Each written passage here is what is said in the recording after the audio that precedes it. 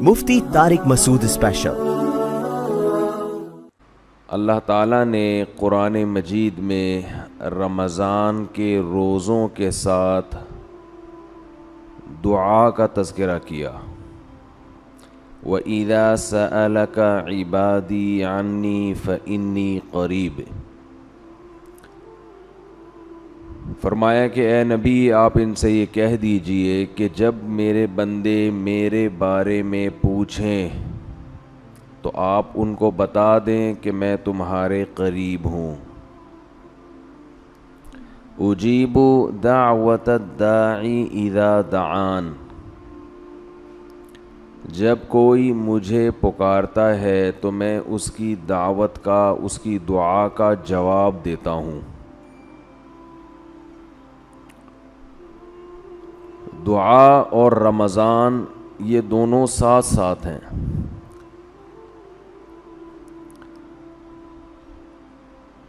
جہاں اور دیگر معاملات میں ہمارے اندر کمی واقع ہوئی ہے، دین کے معاملات میں، نماز میں، روزے میں، تلاوت میں، وہیں ایک بہت بڑی عبادت ہے دعا، اس میں بھی لوگ پیچھے ہٹ گئے ہیں۔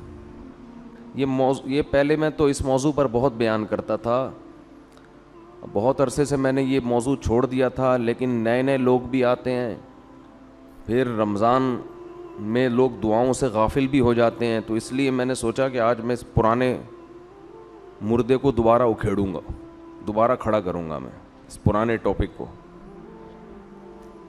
اللہ اور بندے کا جو تعلق ہے نا، اللہ یہ قائم کرنا چاہتے ہیں۔ اسلام کا حاصل کیا ہے؟ خلاصہ کیا ہے؟ انسان کا تعلق ہو جائے کس کے ساتھ؟ اپنے رب کے ساتھ۔ یہ تعلق جتنا دعا سے ہوتا ہے اتنا دنیا میں کسی چیز سے نہیں ہوتا۔ براہ راست آپ اللہ سے خطاب کر رہے ہوتے اس میں۔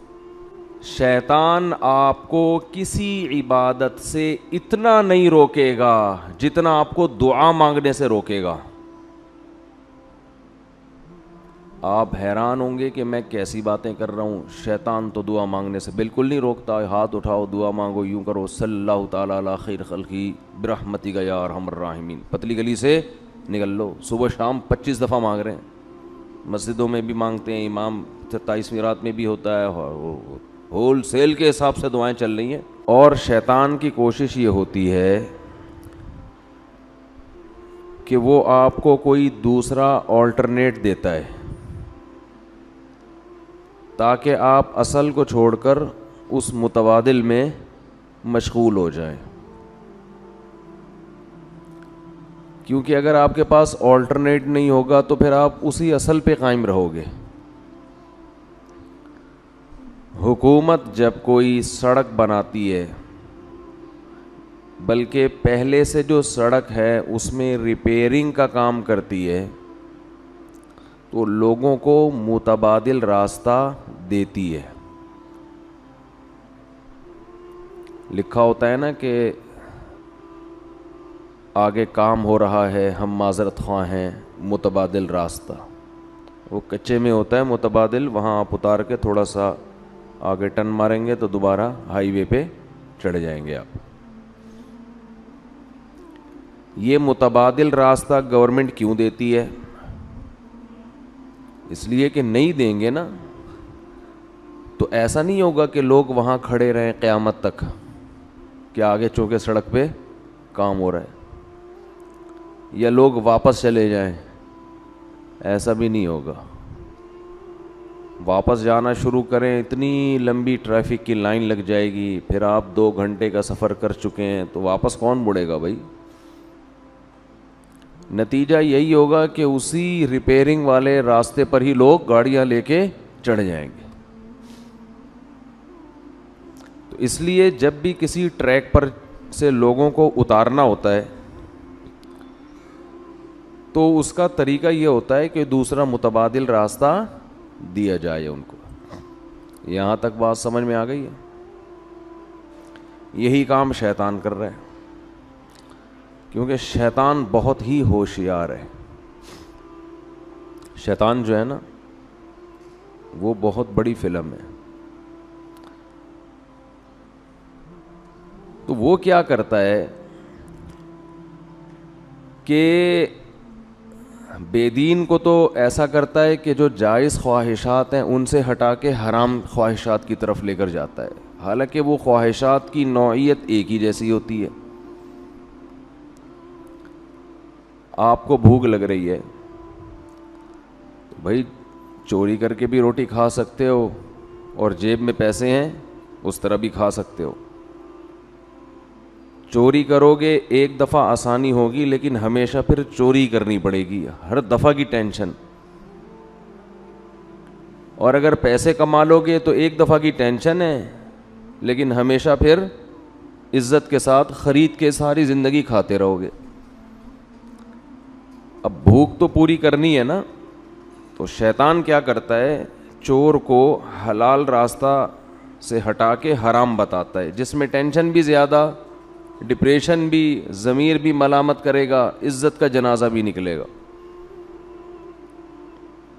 تو بے دین آدمی کو شیطان حلال خواہشات سے ہٹا کر کس طرف لاتا ہے؟ بولے نا یار، حرام. وہ نکاح سے ہٹائے گا، زنا کی طرف لائے گا. تو ہر چیز میں ایسا ہی کرے گا شیطان. دیندار آدمی کو، جو دین کو فالو کر رہا ہے، دین پہ چلنا چاہتا ہے، اسے شیطان سنت سے ہٹا کے متبادل راستہ بدعت والا دے گا. یا وہ بدعت نہ بھی ہو لیکن وہ سنت جیسی اس میں روحانیت نہیں ہوگی، ایسا راستہ دے گا شیطان اس کو. سمجھ میں میرا خیال آ رہی ہے بات؟ تھوڑی کہ ہمیشہ سمجھ میں نہ آئے، کبھی کبھی آتی بھی ہے. تو ہمیشہ ایسا راستہ دے گا جو یا تو بدعت ہوگا وہ راستہ، یا اس میں بدعت نہ بھی ہو تو کم از کم جو سنت میں روحانیت تھی وہ اس راستے میں نہیں ہوگی. دعا کے معاملے میں بھی شیطان نے یہی کام کیا ہے. آدم علیہ السلام سے لے کے ہمارے نبی صلی اللہ علیہ وسلم تک جتنے پیغمبر آئے، پھر آج تک جتنے بڑے بڑے علماء، صلحاء، اولیاء، وہ اپنے تمام کاموں میں دعا کو بہت زیادہ فوکس کیا کرتے تھے کہ ہاتھ اٹھا کے اللہ سے گڑ گڑا کے دعا مانگی جائے. شیطان نے کیا کیا، دعاؤں سے ہٹا کے لوگوں کو وظیفوں پہ لگا دیا. میں نہیں کہہ رہا وظیفے حرام ہے، ناجائز ہے، اس میں وہ روحانیت بولو نہیں ہے. اتنی دفعہ یہ پڑھ لو، اتنی دفعہ یہ پڑھ لو تو یہ ہو جائے گا، اتنی دفعہ یہ کر لو تو یہ ہو جائے گا، یوں کر کے پڑھ لو گے تو ایسے کام ہو جائے گا، یوں کرو گے تو 4 ہو جائیں گی، اس طرح کرو گے تو 3 ہوں گی. شادیوں کی بات نہیں کر رہا، کچھ اور. اب آپ لوگ آٹومیٹک ہو گئے،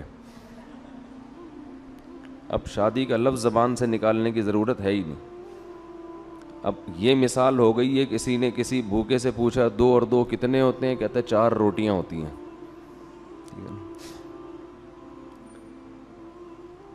تو وظیفے یہ پڑھ لو تو یوں ہو جائے گا، یوں کر لو تو یوں ہو جائے گا، ایسا کر لو تو یوں ہو جائے گا، 636.3 دفعہ پڑھو گے تو یہ والا کام ہوگا. رسالے چھپ رہے ہیں. تو زیادہ زور دعاؤں کے بجائے کس پر ہے؟ وظیفوں پہ. نظر آتے ہیں لوگ، کوئی فجر کے بعد بیٹھے ہوئے اللہ اللہ کر رہے، آدمی کہتا ہے یار ماشاءاللہ ابھی قیامت قریب نہیں ہے. اتنے نیک لوگ دنیا میں ہیں جو اللہ کو راضی کرنے کے لیے اللہ کا نام لیتے ہیں. جب آپ تہ میں جاؤ گے تو پتہ چلے گا کسی نے یہ وظیفہ بتایا ہے، اتنی دفعہ یہ پڑھو، فلاں کام کے لیے بتایا ہے. جیسے ہی کام ہوگا یہ بندہ مارکیٹ سے شارٹ ہو جائے گا. اللہ اور بندے کا جو تعلق ہے نا، اللہ یہ قائم کرنا چاہتے ہیں. اسلام کا حاصل کیا ہے، خلاصہ کیا ہے؟ انسان کا تعلق ہو جائے کس کے ساتھ؟ اپنے رب کے ساتھ. یہ تعلق جتنا دعا سے ہوتا ہے اتنا دنیا میں کسی چیز سے نہیں ہوتا. براہ راست آپ اللہ سے خطاب کر رہے ہوتے اس میں.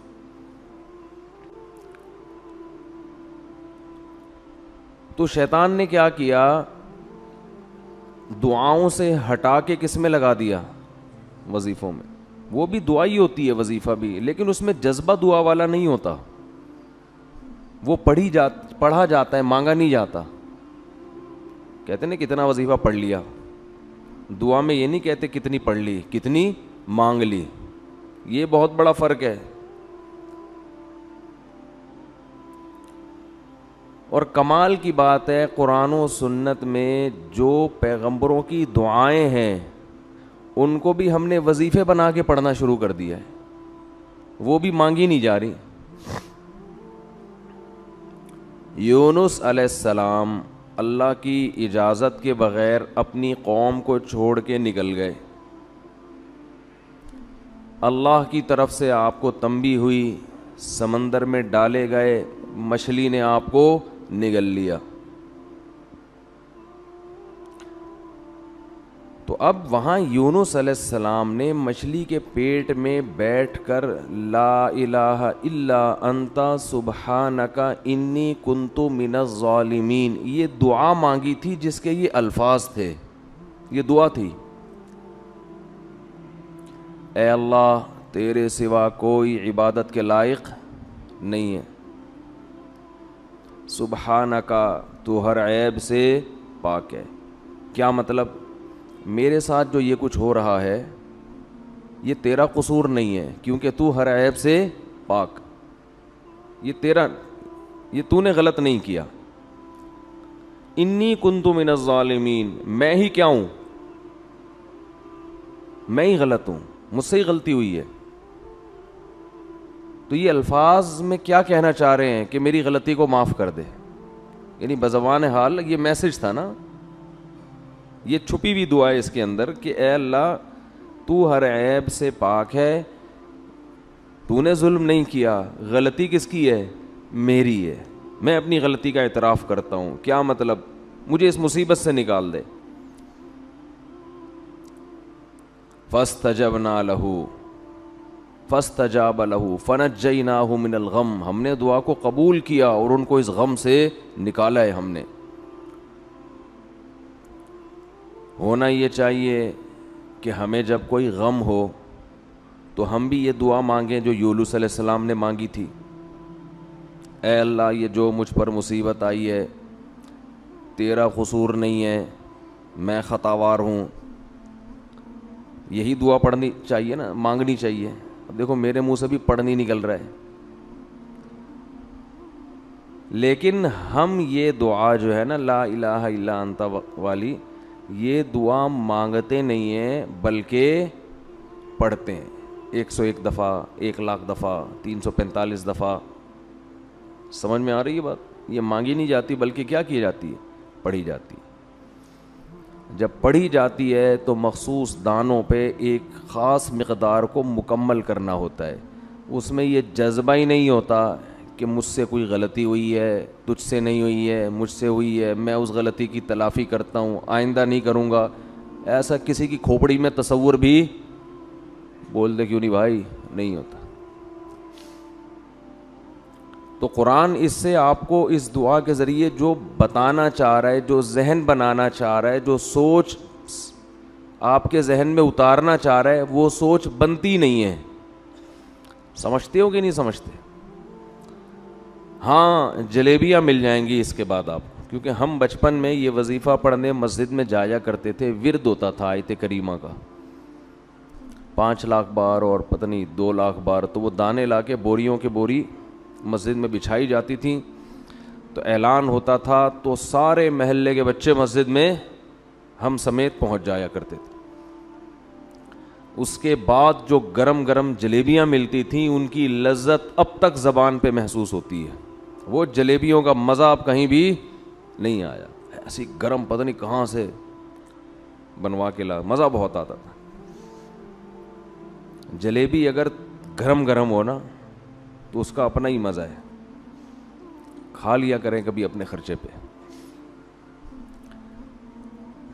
گوروں کو یہ سہولتیں ان کو کیا پتہ ہے یار دودھ جلیبی کیا ہوتی ہے, جلیبی کیا. تو پیزا بس برگر 2-4 چیزیں ہی ہیں.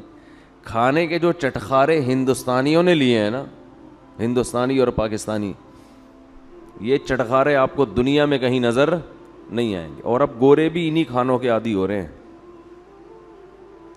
جب سے پاکستانی لوگ دنیا میں گئے ہیں نا, انڈین پاکستانی, تو گوروں کو بھی انہوں نے انہی چٹخاروں کا عادی بنا دیا. تو خیر, تو یونس علیہ السلام نے فنادا فی الظلمات, رات کے اندھیروں میں اللہ کو پکارا, سمندر کے اندھیرا, مچھلی کا پیٹ کا اندھیرا. زکریا علیہ السلام کو اولاد نہیں ملی, بیوی بوڑھی ہو گئی, خود بھی بوڑھے ہو گئے, ساری زندگی اللہ سے دعا مانگتے رہے, اولاد دے دے, اولاد دے دے, اولاد دے دے. رب لا تذرنی فردا وانت خیر الوارثین, اے اللہ مجھے اکیلا مت چھوڑ, مجھے تنہا مت چھوڑ, مجھے اولاد چاہیے. فاستجبنا لہ, قرآن کہتا ہے ہم نے آپ کی دعا کو قبول کیا. آج جس کی اولاد نہیں ہوتی وہ یہ دعا مانگتا نہیں ہے, بلکہ 101 دفعہ پڑھتا ہے. سمجھ میں آ رہی ہے بات؟ تو اللہ سے دعا کا تعلق قائم کرنا چاہیے ہمیں. سب سے مضبوط بندے اور اللہ کا جو ریلیشن ہے نا, یہ دعا کے علاوہ کسی چیز سے نہیں بنتا. لیکن جو کام سب سے مقدس ہوتا ہے اس شیطان رکاوٹ بھی سب سے زیادہ بولو اسی میں ڈالتا ہے. شیطان آپ کو کسی عبادت سے اتنا نہیں روکے گا جتنا آپ کو دعا مانگنے سے روکے گا. آپ حیران ہوں گے کہ میں کیسی باتیں کر رہا ہوں. شیطان تو دعا مانگنے سے بالکل نہیں روکتا. ہاتھ اٹھاؤ, دعا مانگو, یوں کرو, صلی اللہ تعالیٰ علی خیر خلقی برحمتک یا ارحم الراحمین, پتلی گلی سے نکل لو. صبح شام 25 دفعہ مانگ رہے ہیں. مسجدوں میں بھی مانگتے ہیں, امام 27ویں رات میں بھی ہوتا ہے, اور ہول سیل کے حساب سے دعائیں چل رہی ہیں. اور ہم کہہ رہے ہیں کہ شیطان آپ کو جتنا دعا سے روکے گا اتنا کسی اور کام سے بولو, کیونکہ جتنا بہترین تعلق اللہ اور بندے کا دعا سے قائم ہوتا ہے, اتنا یہ جو چیزیں جوڑنے کے لیے مختلف کیمیکل ہوتے ہیں نا, ٹوٹی ہوئی چیزوں کو جوڑنے کے لیے مختلف کیا ہوتے ہیں کیمیکل. ایلفی یوز ہوتی ہے, گوند بھی یوز ہوتی ہے, سمت بانڈ استعمال ہوتا ہے, اور پتہ نہیں کیا کیا آ گیا مارکیٹ میں. تو ہر کیمیکل کا رزلٹ ایک جیسا نہیں ہوتا. سمت بانڈ سے جوڑیں گے ٹوٹنے کا امکان زیادہ ہے, ایلفی ذرا سخت ہوتی ہے. میری معلومات کے مطابق ہو سکتا ہے الٹا ہوتا ہو, لیکن ہم جو تجربہ کیا ہے, لوگ بھی ایسے ایسے وہمی ہیں نا. سمت بانڈ, بچے دیکھو کیسے بن گئے ہیں. کسی نے کہا سمت بانڈ, اس نے کہا نہیں عبد السمت بانڈ ہوتا ہے, سمت بانڈ نہیں ہوتا. سمت اللہ کا نام ہے تو اس میں عبد لگانا ضروری ہے. اتنا نہیں ہے بھائی. جو ناؤن ہوتا ہے نا وہ ویسے کا ویسا ہی ہوتا ہے, اس میں چینجنگ نہیں ہوتی. کہ سمت بانڈ کو کیا بنا دیا, جیسے وہ حلیم کو دلیم بنا دیا کہ حلیم اللہ کا نام ہے تو اس کو حلیم نہیں کہنا چاہیے جو ہم کھاتے ہیں. یہ وہمی ہونے کی علامت ہے. وہ اللہ کا نام الگ سینس میں ہے, اور یہ جو دیگ والا حلیم ہے یہ بالکل الگ ہے, اس کا اس سے کوئی تعلق نہیں ہے. تو جو حلیم کھانے کی چیز ہے وہ حلیم ہی ہے, وہ دلیم نہیں ہے. یہ جو دیندار لوگ ہوتے ہیں نا, وہ بھی شیطان ان چیزوں میں لگاتا ہے نا, عمل سے ہٹا کے. عمل سے ہٹا کے کس میں لگا دے گا؟ ایک بات خوب یاد رکھو, ایسا ادب جس سے عمل ہی چھوٹ جائے وہ ادب شریعت میں مطلوب نہیں ہے. اسلام میں حکم ہے نا کہ شاعر اسلام کا ادب کیا جائے, احترام, جیسے بیت اللہ کا ادب کرنا چاہیے, قرآن کا ادب کرنا چاہیے, یہ ہے نا اسلام میں. لیکن اس کی ایک حد ہے. اتنا کہ اپنے آپ کو ٹینشن میں ڈال دینا, یہ نہیں ہے اسلام میں. ہم جب قرآن پڑھا کرتے تھے بچپن میں تو کسی نے ہم کو بتا دیا کہ قرآن کی طرف پیٹھ نہیں ہونی چاہیے. اب وہ پوری کلاس میں نا عجیب طریقے سے باہر نکل رہے ہیں کیونکہ سب بچے قرآن لے کے بیٹھے ہوئے ہیں. تو وہ ایسے نکلنا کہ کسی بھی کی طرف پیٹھ نہ ہو, یہ اچھا خاصا ٹینشن والا کام. تو یہ آپ کو یہاں ملیں گی یہ چیزیں بر صغیر میں. بھائی اتنی ٹینشن میں نہیں ڈالو یار, ٹھیک ہے جان بوجھ کر نہ کریں, لیکن کہیں حرج ہو رہا ہے تو پھر اس میں کوئی حرج نہیں ہے. مسجدوں میں دیکھ لیں, اگلی صف میں تو لوگ بیٹھ کے تلاوت کر لیتے ہیں, پچھلی میں نہیں کرتے, کیونکہ پچھلی صف میں لوگوں کو یہ ہوتا ہے کہ آگے جو بیٹھا ہوا آدمی ہے اس کی پیٹھ ہو رہی ہے. اس چکر میں پوری مسجد میں ہزاروں لوگ بھی ہوں وہ قرآن لے کر تلاوت نہیں کرتے. تو یہ اپنے کو خام خواہ میں ٹینشن میں ڈالا ہوا ہے. نارملی اس کا اہتمام کر لیں, کسی کے پیچھے نہ بیٹھیں, لیکن اگر بھائی رش ہے تو پھر مجبوری ہے یہ بیٹھ جائیں قرآن پڑھیں. نہیں یار میرا خیال ہے بات سمجھ میں, پھر اتنا زیادہ ذہن پہ اس کو مسلط نہ کریں. گھروں میں یہ ہوتا ہے کہ کوئی قرآن لے کے بیٹھا ہوا ہے فرش پہ, تو اب دوسرا کرسی پہ نہیں بیٹھے گا. اس سے کیا ہوتا ہے کہ نیچے بیٹھ کے کوئی پڑھ ہی نہیں سکتا قرآن. ہاں اتنا کر لیں کہ ایک بندہ نیچے بیٹھا ہوا ہے تو اوپر کوئی تخت پہ نہ بیٹھے, پاؤں اوپر کر کے, اتنا تھوڑا سا اہتمام کر لیں. لیکن کرسی پہ تو پاؤں نیچے ہی ہوتے ہیں نا, زمین پہ پاؤں ہوتے ہیں. تو ادب کو اتنا کریں جتنا افورڈ کر سکتے ہیں. سمجھ میں آ رہی ہے بات کہ نہیں آ رہی؟ میں بہت دفعہ بیان میں ایک بات کہہ دیتا ہوں کہ محمد صلی اللہ علیہ وسلم کو اللہ نے آخری نبی بنایا. ایک صاحب مولوی صاحب ہی تھے, ان کا فون آیا کہ یہ بے ادبی ہے. آپ بولیں سید الانبیاء, سرور کائنات, یا رسول اللہ بول دیں, یہ نام لینا بے ادبی ہے. میں نے کہا محمد کے ساتھ میں اتنا بڑا صلی اللہ علیہ وسلم لگا رہا ہوں, تو اب بے ادبی کہاں سے ہو گئی؟ تو یہود و نصارہ نے نا بہت ساری چیزیں اپنے اوپر کیا کر لی تھیں, حرام کر لی تھیں. ایک حد ہونی چاہیے ہر چیز کی. اور یہ تو نبی کا نام ہے, ٹھیک ہے, سرور کائنات بھی کہنا چاہیے, سرور دو عالم بھی کہنا چاہیے, لیکن اگر کوئی نام لے لے اور آگے درود لگا دے اس کے ساتھ تو اس میں کوئی حرج نہیں ہے. اور میں جان کر کرتا ہوں تاکہ لوگ اس سے بھی مانوس ہو بھائی یہ بھی جائز ہے. اتنا نہ اس کو آپ ٹینشن والا مسئلہ بنا دو کہ نبی کا نام لینا لوگوں کے لیے مشکل ہو جائے کہ کہیں گستاخی کا فتویٰ نہ لگ جائے کل. اب بعض دفعہ لوگ ممبر پہ نام لیتے ہوئے ڈر رہے ہیں, یار کوئی ان کے ہاں پتہ نہیں کس قسم کے آداب چل رہے ہیں, تو اس میں کہیں کمی ہو گئی تو مارکیٹ سے یہ اڑا دیں گے مجھے. اسی میں ایک بات چل پڑی ہے, تو خط جب لکھا جاتا ہے تو اس پہ بسم اللہ الرحمن الرحیم لکھنا سنت ہے. جب بھی آپ کسی کو کوئی تحریر لکھیں تو شروع میں کیا لکھیں؟ پورا بسم اللہ الرحمن الرحیم. یہ پیغمبروں کی سنت ہے. بہت سے لوگوں کو دیکھا ہے کہ نہیں لکھ رہے کہ بھائی ایسا نہ ہو کاغذ کہیں نیچے گر جائے اور بے ادبی ہو جائے, کسی کے پاؤں کے نیچے آ جائے. تو اس کا مطلب پھر تو اللہ کا نام کہیں بھی لکھا بولو بھائی جائے گا ہی نہیں. بھائی آپ لکھیں, وہ اس کو پڑھے جو بھی ہے. اگر اتفاق سے کہیں گر گیا تو اتفاق سے تو دنیا میں بہت کچھ ہو سکتا ہے. ہمارے نبی نے جو غیر مسلم بادشاہوں کو خط لکھے ہیں اس میں بھی اللہ کا نام لکھا ہے, حالانکہ اس میں یہ ڈر تھا کہ پھاڑ دیں گے, بے ادبی کریں گے. سلیمان علیہ السلام نے جو ملکہ سبا کو خط لکھا, انہو من سلیمان و انہو بسم اللہ الرحمن الرحیم, پوری بسم اللہ لکھی ملکہ سبا کو, وہ تو غیر مسلم تھی. اس بات کا بھی امکان تھا وہ بے ادبی کرے. تو امکان اور وہم کی بیس پر ہاں 100% کسی کو یقین ہو کہ یہ ایسا کرے گا, پھر انسان احتیاط کر لے. بعض وہمیوں کو دیکھا ہے روڈ پہ چلتے چلتے بس دیکھ رہے ہوتے ہیں کہ کہیں بھی اخبار پہ اللہ کا نام تو نہیں لکھا ہوا, اٹھا کے اس کو اوپر رکھ رہے ہوتے ہیں. او بھائی اپنا کام کرو, جاؤ یہاں سے.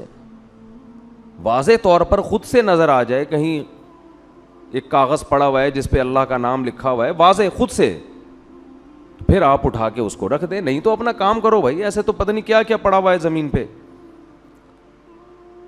دیکھو چیونٹی, بلا وجہ چیونٹی مارنا بھی اسلام میں جائز بولو نا یار. نہیں, اگر وہ تنگ نہیں کر رہی, خام خامے آپ چیونٹیوں کو مارنا شروع کر دیں, یہ غلط ہے. لیکن یہ اتنا وہم میں آ جانا کہ چلتے چلتے یہ دیکھنا کہ کہیں مجھ سے کوئی چیونٹی نہ آ جائے میرے پاؤں کے نیچے, یہ زیادتی ہو جائے گی.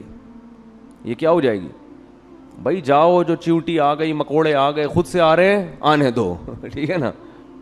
ہاں, جان جان کر بلا وجہ چیونٹیوں کو تلاش کر کر کے مت مارو. اگر وہ تکلیف نہیں دے رہی ہیں, اگر گھر میں کیڑے مکوڑے ہیں تو ان کو مار سکتے ہیں آپ. محلے میں ادھر گلیوں میں تو کیا کر رہے ہیں, آپ کو ٹینشن تھوڑی دے رہے ہیں. لیکن اب کیا ہے, آپ چلتے چلتے دیکھ دیکھ کے جا رہے ہیں کوئی مکوڑا میرے پاؤں کے نیچے نہ آ جائے, کوئی چیونٹی نہ آ جائے, تو چھوڑو بھائی, آنے دو, آن دے, کچھ نہیں ہوتا اس سے. تو اسی طرح یہ جو ادب کا معاملہ ہے, نبی صلی اللہ علیہ وسلم نے بیت اللہ میں اپنے بیٹھنے کی جگہ جو بنائی تھی نا, اس میں آپ کی پشت مبارک قبلے کی طرف ہوتی تھی.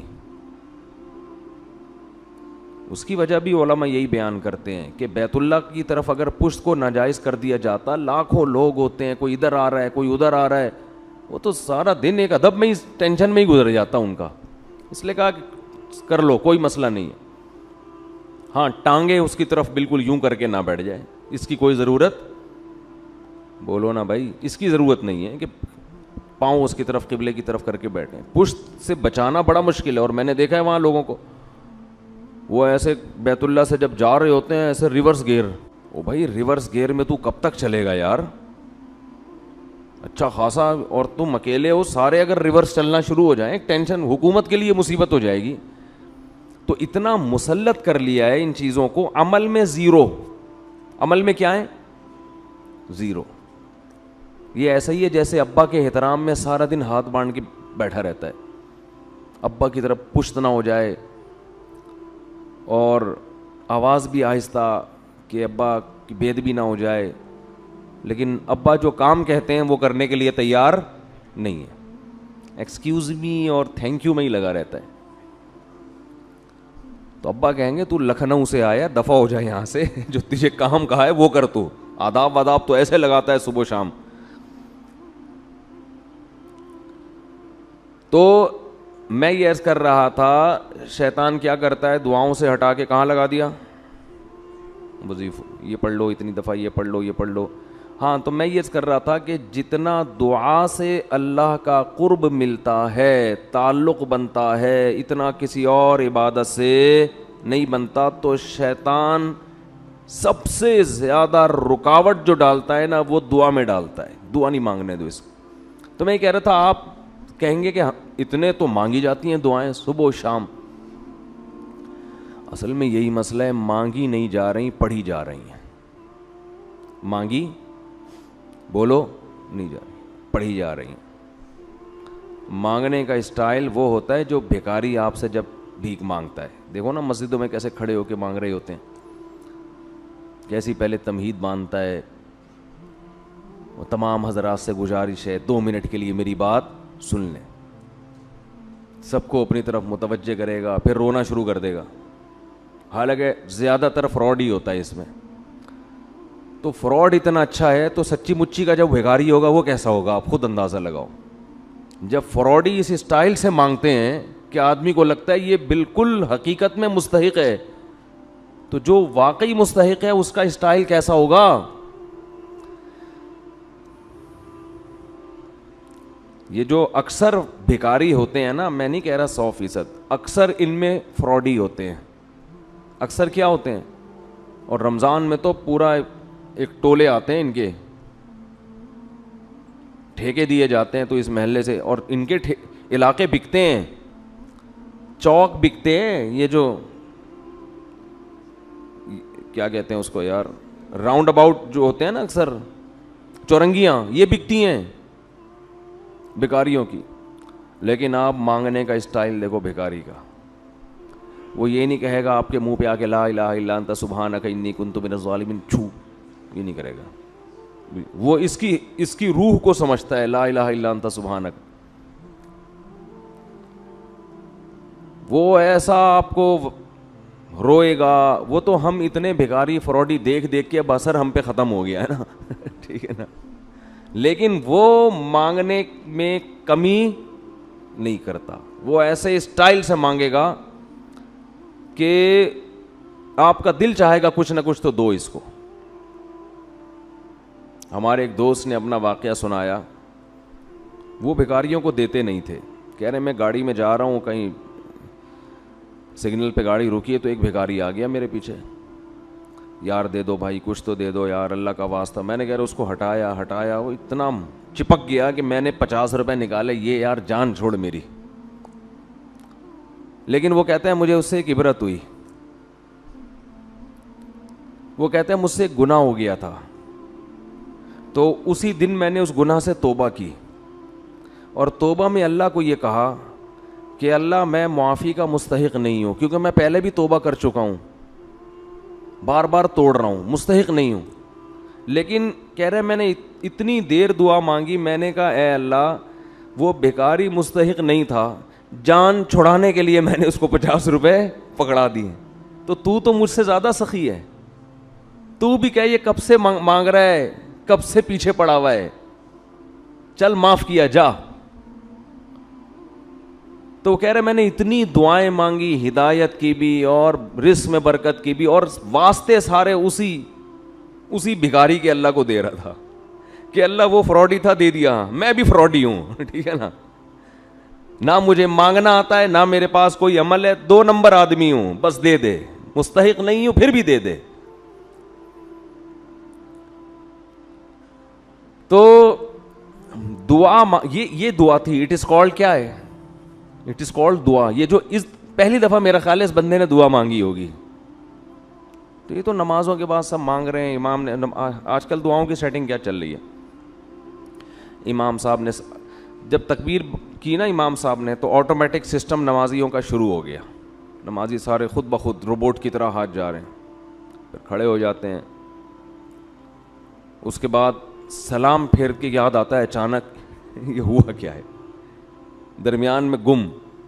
وہ ایک آدمی نے, امام صاحب نے 4 کے بجائے 3 رکعتوں پہ سلام پھیر دیا.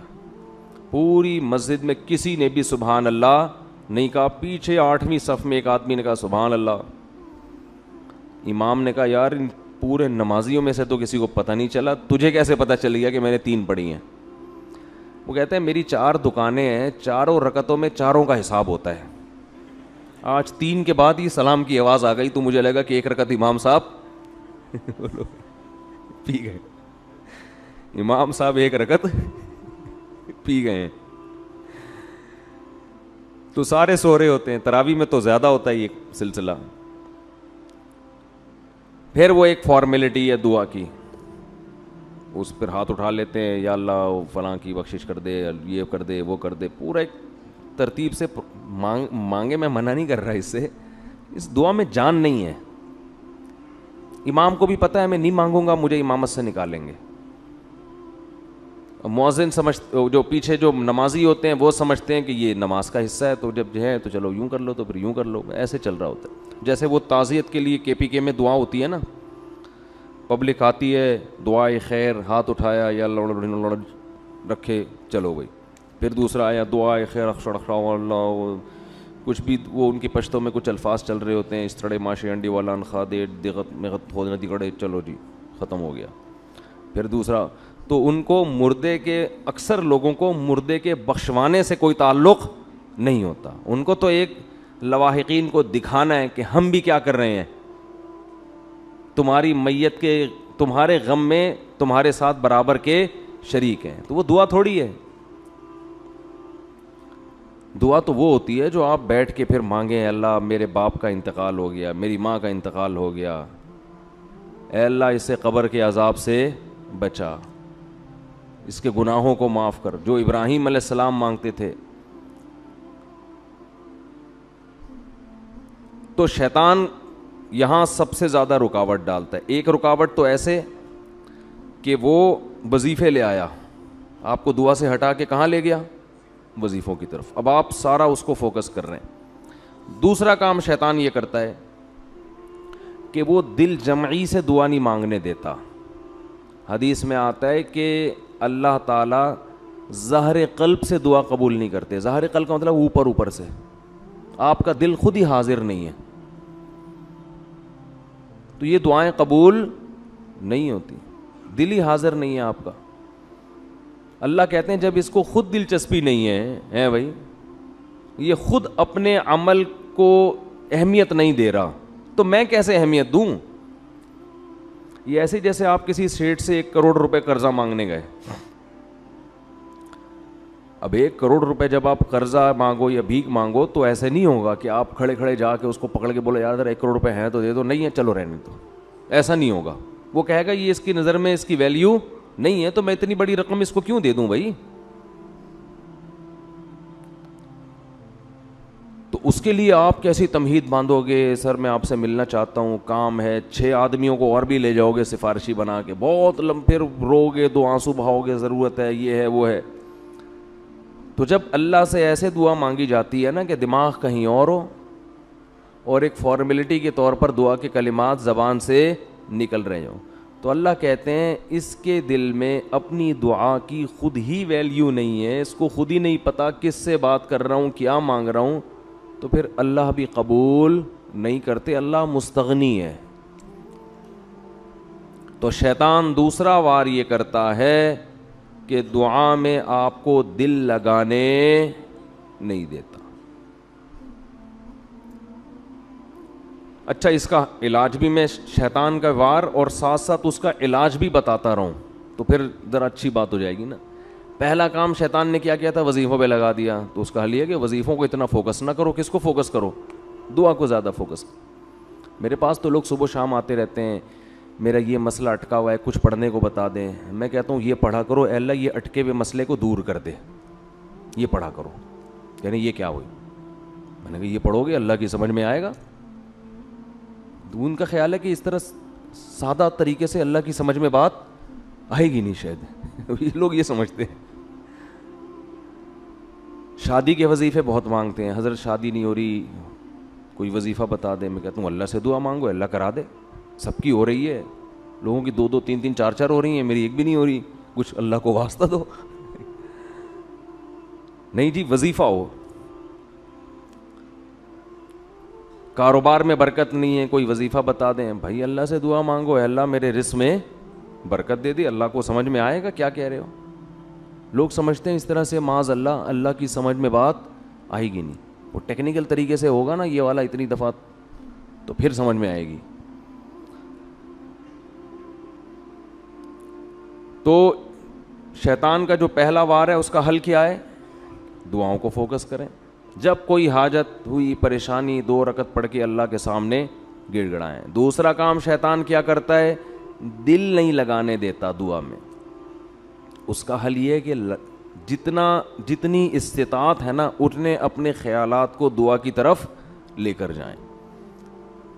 اللہ کا عجیب معاملہ ہے کہ جو آپ کے بس میں ہے وہ آپ کر لو, اور جو آپ کے بس میں نہیں ہے اس کی فکر مت کرو, بس وہ اتنا اللہ قبول کر لے گا.